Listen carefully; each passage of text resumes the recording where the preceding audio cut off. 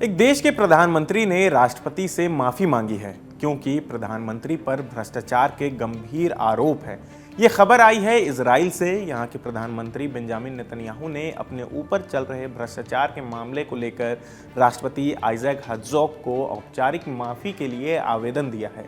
Netanyahu पर लंबे समय से भ्रष्टाचार के कई मामले चल रहे हैं।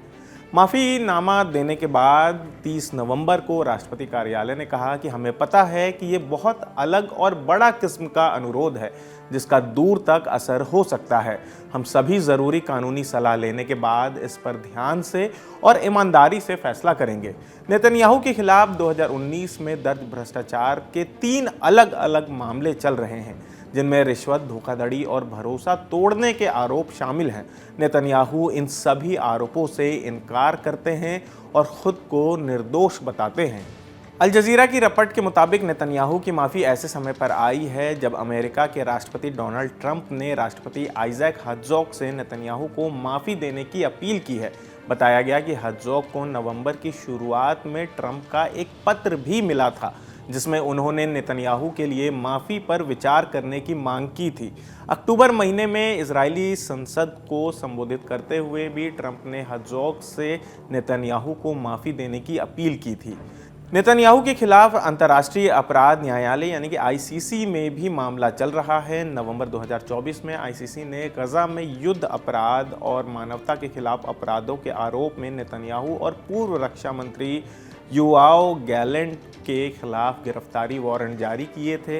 नेतन्याहू इजराइल के इतिहास में ऐसे पहले मौजूदा प्रधानमंत्री हैं जिन पर भ्रष्टाचार के मामलों में मुकदमा चल रहा है। आरोप है कि उन्होंने कुछ अमीर कारोबारियों से फ़ायदा लिया और बदले में उन्हें मदद पहुंचाई।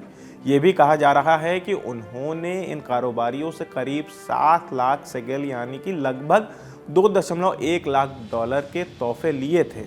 हालांकि इजराइल में राष्ट्रपति का काम ज़्यादातर औपचारिक होता है, लेकिन कुछ खास हालात में राष्ट्रपति किसी दोषी को माफ़ भी कर सकते हैं। नेतन्याहू का केस जो 2020 में शुरू हुआ था अभी तक ख़त्म नहीं हुआ है। रिपोर्ट के मुताबिक एक वीडियो जारी कर नेतन्याहू ने कहा था कि यह मुकदमा देश को आपस में बांट रहा है और अगर उन्हें माफ़ी मिल जाए तो देश में फिर से एकता लाने में मदद होगी। उन्होंने ये भी बताया कि हफ्ते में 3 बार कोर्ट जाना पड़ता है और यह उनके लिए देश चलाने में बड़ी रुकावट बन रहा है। नेतन्याहू ने कहा कि मुकदमे का जारी रहना हमें भीतर से तोड़ रहा है, विवाद बढ़ा रहा है और समाज में खाई को और गहरा कर रहा है।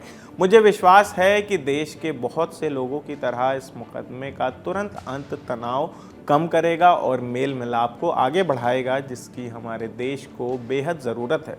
नेतन्याहू ने माफ़ी के लिए 2 कागज़ दिए हैं, एक उनके वकील का लंबा पत्र और दूसरा खुद उनका लिखा हुआ पत्र। अब ये कागजात पहले न्याय मंत्रालय जाएंगे जहां उनकी राय ली जाएगी, फिर इन्हें राष्ट्रपति कार्यालय के कानूनी सलाहकार के पास भेजा जाएगा जो अपनी रिपोर्ट बनाकर राष्ट्रपति को देंगे। कानून के जानकारों का कहना है कि माफ़ी की मांग से मुकदमा नहीं रुक सकता।